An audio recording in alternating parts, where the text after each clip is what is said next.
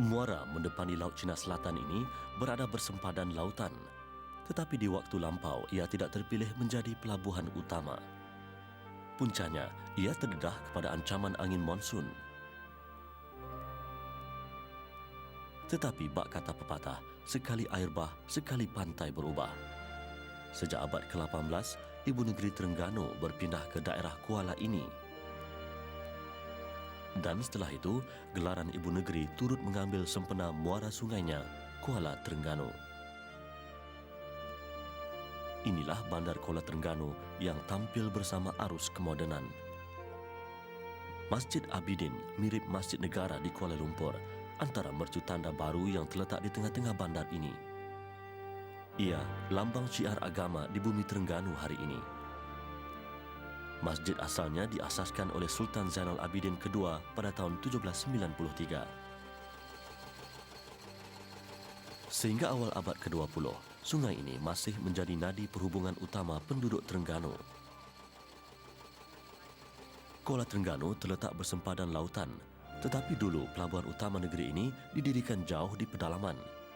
Kawasan pelabuhan itu dikenali sebagai Kuala Berang. Ia terletak 40 km dari muara Sungai Terengganu. Persoalannya, mengapa pelabuhan didirikan jauh ke pedalaman? Malah dikatakan jauh di hulu sungai ini pernah terbentuk tamadun awal negeri Terengganu. Hasil daripada peradaban silam, hari ini Sungai Terengganu tidak pernah sunyi daripada penempatan. Malah dikatakan daerah di pedalaman ini menerima Islam lebih awal. Dahulu armada yang terbesar sekalipun, terutama dari negara Arab, Cina dan India, mampu memudiki sungai ini hingga jauh ke daerah hulu Sungai Terengganu. Ketika itu, kedudukan daerah hulu sungai di sini amat strategik untuk dijadikan sebuah pelabuhan besar bertaraf antara bangsa, memandangkan tebingnya luas serta jauh daripada kesan angin monsun.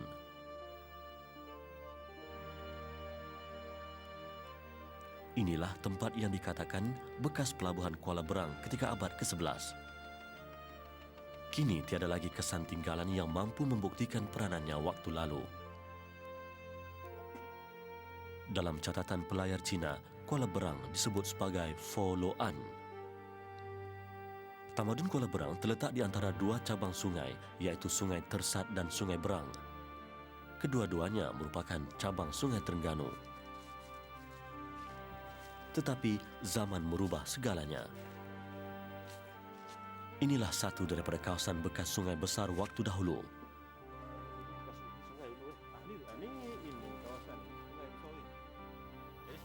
Menurut penduduk di sini, 20 tahun lalu masih terdapat air yang mengalir di kawasan padang ini. Tetapi segala itu sudah berlalu. Tak dapat dibayangkan kesibukan di sini ketika Kuala Berang menjadi pusat pentadbiran dan perdagangan bertaraf antara bangsa. Dan bagaimana sungai ini dapat menampung kebanjiran kapal-kapal besar yang mudik hingga ke sini. Kini, ia sekadar menjadi tempat lembu berkubang dan kegiatan tanaman kontan. Suasana meriah dahulu sudah hilang daripada penglihatan, tetapi ada sesuatu yang tersirat di sebalik bekas sungai ini. Di kawasan inilah ditemui sebuah batu bersurat bertulisan Jawi yang tertua pernah dijumpai di Malaysia sehingga kini. Difahamkan batu bersurat yang menjadi bukti serta merubah segala pandangan sejarah mengenai kemasukan Islam ke Terengganu ditemui sekitar kawasan ini. Pada mulanya, ia dikesan terbenam 4 kaki ke dalam tanah di sini sejurus lepas daerah ini dilanda banjir pada tahun 1887. Dan pokok ini menjadi tanda kedudukan batu bersurat itu. Ketika itu, pokok ini betul-betul berada di tebing sungai.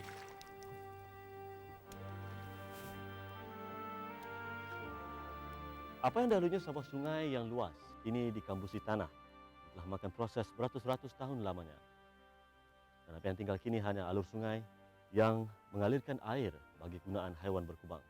Mengenai lokasi penemuan batu bersurat yang telah mengubah sejarah negeri Terengganu, pendapat yang paling sahih setakat ini mengenal pasti ia ditemui di kawasan yang kini ditumbuhi sejenis pohon yang dipanggil pohon bunga. Dan penduduk kampung ketika itu telah mengalihkan batu bersurat berkenaan ke sebuah surau yang terletak di sebelah sana untuk digunakan sebagai alas kaki.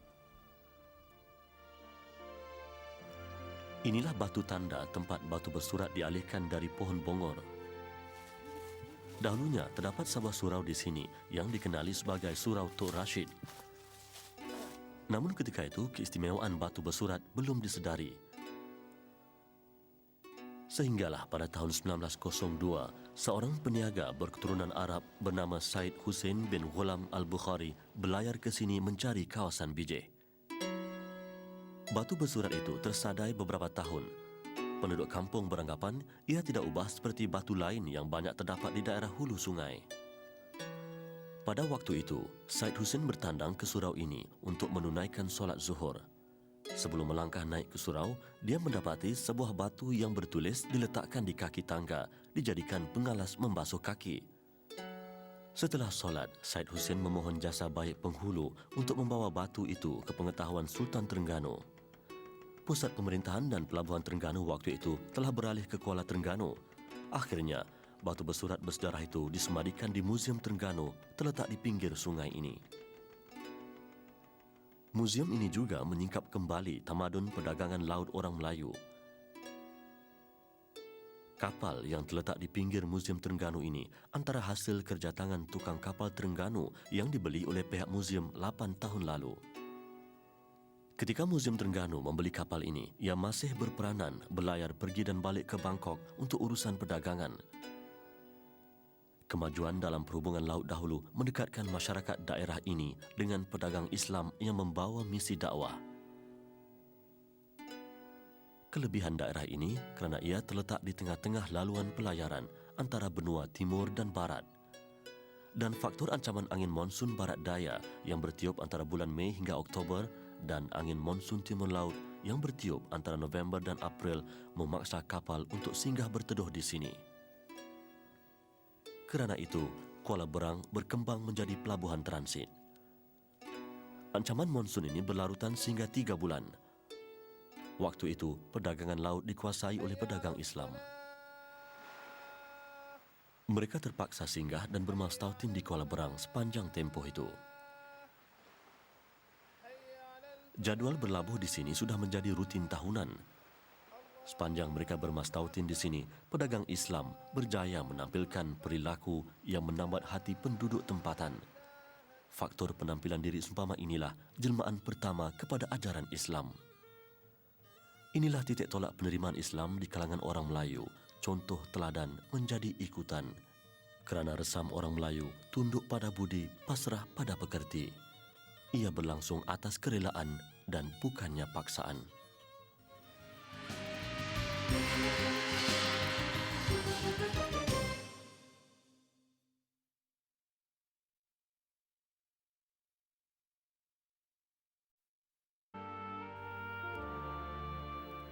Kajian mengenai batu bersurat mempunyai pertalian rapat dengan perdagangan laut yang berkembang pesat di awal abad ke-11 di sini.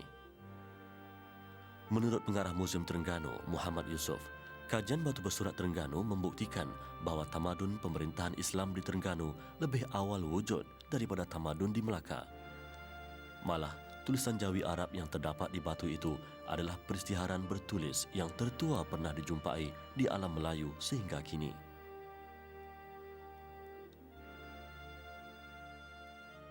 Inilah batu bersurat bersejarah itu, tersimpan di Museum Terengganu ini sejak tahun 1991. Isi kandungannya menyentuh 10 pernyataan titah raja mengenai undang-undang Islam di negeri ini. Ia mengisytiharkan hukuman melakukan maksiat di samping undang-undang jual beli. Tulisan ini adalah tulisan Jawi Arab lama yang tidak mengandungi titik dan baris, membuktikan inilah peringkat awal penulisan dalam sejarah bahasa Melayu di rantau ini. Dan ia dianggap tulisan paling tua pernah ditemui setakat ini. Namun batu ini diandaikan telah terpecah dua dan bahagian atas serta bawahnya masih belum dijumpai. Dikatakan bahagian bawahnya tidak mengandungi tulisan. Ia dipacakkan ke tanah bagi membolehkan batu ini tegak di bumi. Catatan di batu ini bertarikh Jumaat awal Rejab 702 Hijrah. Tarikh ini bersamaan 22 Februari 1303.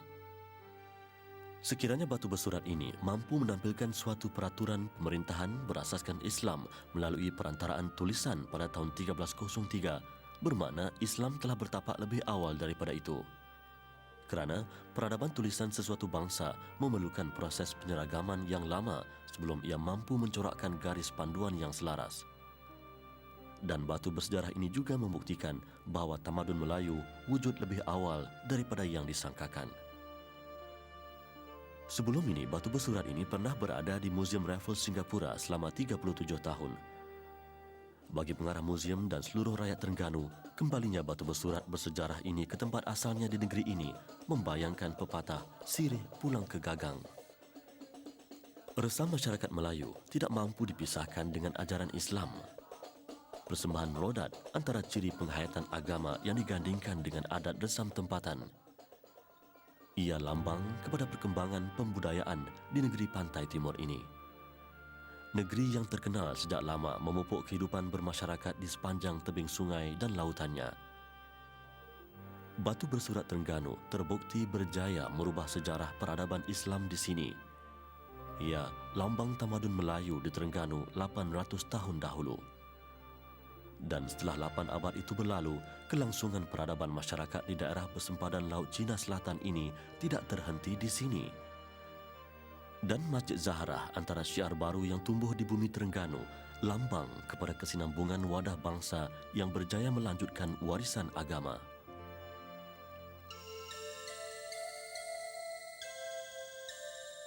Sejarah perkembangan Islam di Terengganu tidak banyak berbeza dengan negeri jirannya, Kelantan. Inilah Sungai Kelantan hari ini. Seperti juga Terengganu, pelabuhan dan pusat pentadbiran di zaman dahulu terletak jauh di hulu sungai, Kuala Kerai. Setelah itu, pusat pemerintahan semakin beransur ke kawasan pesisiran laut di kedudukan bandar Kota Baru yang ada sekarang. Berhampiran dengan bandar inilah terletaknya Kampung Laut, sebuah kampung yang tercatat namanya dalam lembaran sejarah Tanah Melayu. Masih segar terpahat di ingatan masyarakat Kelantan kesan sejarah di pinggir kampung laut yang menghadap Sungai Kelantan ini. Dahulu sebelum banjir besar melanda daerah ini pada tahun 1967, ia sebuah dataran luas yang hanya disaliri oleh sebatang sungai kecil. Kini dataran itu telah ditenggelami aliran Sungai Kelantan ini. Di tengah sungai bertentangan kampung laut ini pernah tegak sebuah masjid yang bersejarah. Dijangkakan, inilah kedudukan sebenar masjid ini waktu dahulu.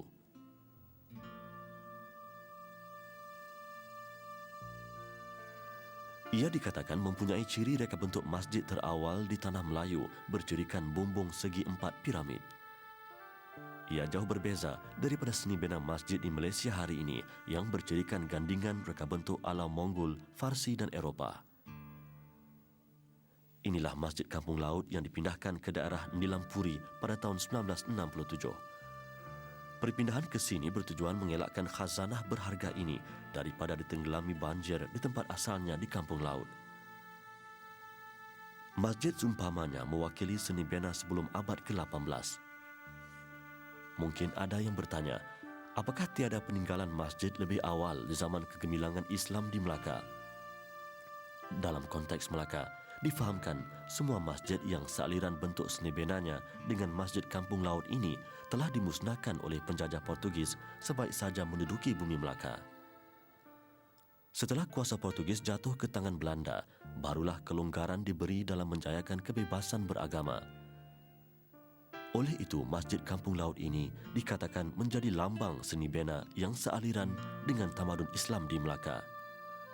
Uniknya, binaan menggunakan kayu jenis demak ini mampu menahan pengaruh cuaca, hujan dan panas berabad lamanya.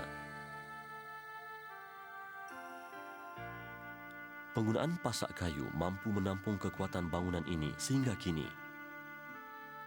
Lantai kayunya masih kukuh dan ketebalannya sekata. Kesan di mamah usia tetap wujud tetapi tidak begitu ketara. Kemahiran mengukir juga dapat dilihat pada bentuk ukiran di ruangan atas ini. Masjid Kampung Laut ini mirip reka bentuk Masjid Agung Demak di Jawa Tengah Indonesia yang dibina pada tahun 1474. Masjid Demak dianggap masjid tertua di rantau Nusantara. Cuma yang membezakannya ialah saiz masjid kampung laut lebih kecil.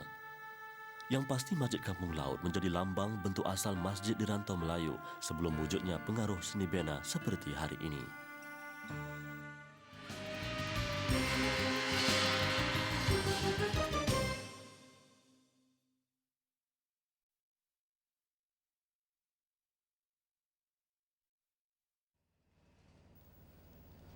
Pendidikan ala tradisi masih berlangsung di Kelantan. Ia tak ubah seperti di Patani, selatan Thailand. Di awal abad ke-20, Kelantan menerima julukan Serambi Mekah.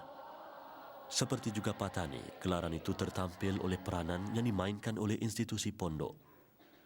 Inilah Pondok Sungai Durian, sekolah yang diasaskan pada tahun 1958, sejurus lepas Malaysia merdeka. Kelangsungan pendidikan di sini bergantung kepada sejauh mana sumbangan yang diperolehi daripada masyarakat, sesuai dengan namanya, sekolah rakyat. Ketika zaman penjajahan, sekolah pondok terpaksa berjuang mengekalkan kesinambungan pendidikan Islam daripada terhakis oleh pengaruh aliran persekolahan Inggeris. Yang jelas, pondok di Kampung Sungai Durian masih mempertahankan sistem tradisi ini walaupun negara telah mencapai kemerdekaan. Bagi pendukung pondok, pendekatan pengajian Islam ala tradisi lebih terperinci daripada sistem persekolahan biasa.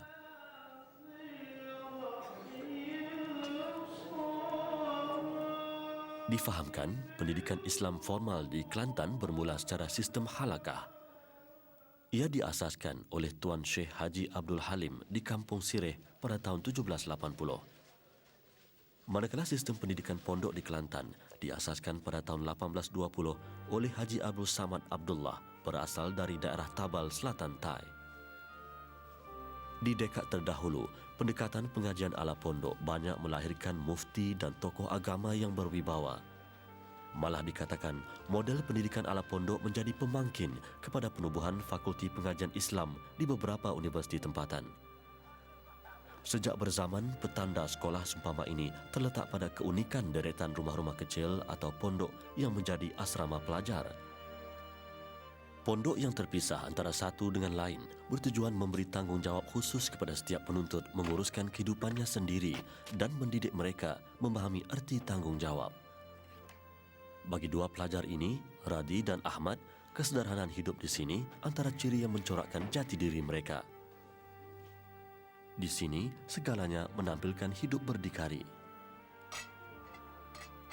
Namun setelah merdeka, jumlah sekolah pondok jauh berkurangan di Kelantan. Kebanyakannya beralih kepada sistem sekolah menengah Arab seperti Mahat Muhammadi ini. Ia ditubuhkan pada tahun 1937. Sekolah ini dinamakan sebagai Jami' Merbau Al-Ismaili pada tahun 1942 hingga 1956. Bangunan lama Jami' Merbau Al-Ismaili ini bekas asrama menempatkan semula pelajar pondok Masjid Muhammadi yang dipindahkan ke sini. Sehingga kini, sekolah pondok yang masih wujud di Kelantan hanya tinggal tidak lebih daripada 20 buah.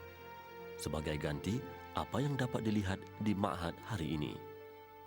Di peringkat awal pendekatan pengajian Ma'had Muhammadi berorientasikan model pondok. Akhirnya, ia menggabungkan sistem itu dengan Sukatan Pelajaran Kementerian Pendidikan Malaysia pada tahun 1971. Walaupun begitu, bahasa Arab masih menjadi bahasa pengantar dalam pendidikan agama di sini. Pencapaian dalam bidang ini membolehkan pelajar mendapat syahadah atau sijil dan boleh melanjutkan pelajaran ke Universiti Al-Azhar, Universiti Madinah dan Universiti tempatan dalam pelbagai jurusan. Inilah sejarah pendidikan yang berlangsung dari dua perspektif, sistem pondok dan sekolah menengah Arab. Yang jelas, kedua pendekatan itu berperanan besar dalam perkembangan Islam dahulu dan kini. Dan hari ini di pinggiran Sungai Kelantan, kekal bersemi mercu tanda agama, lambang kepada kegigihan ulama Kelantan di awal abad ke-20 menjayakan matlamat pendidikan Islam. Masjid Muhammadi dibina pada tahun 1922. Di tahun 1920-an, di sekeliling masjid ini dipenuhi pondok-pondok kecil menempatkan ramai pelajar. Ada yang hadir jauh dari Kemboja, Vietnam dan Thailand. Ketika itu, tokoh ternama yang mengajar di sini ialah Tok Kenali. Sehingga kini, Tok Kenali masih menjadi sebutan teladan kepada generasi baru di Kelantan. Di Kelantan, tamadunnya diukur pada peradaban ilmu yang dicorakkan oleh pendokong agamanya. Kerana itulah, wajah Kelantan hari ini turut diserikan oleh mercu tanda Al-Quran dan Rehal. Ia simbol pemangkin kepada keutuhan agama Islam yang berlangsung di Kelantan. Malah, kelangsungan itu masih kukuh bertahan hingga ke hari ini.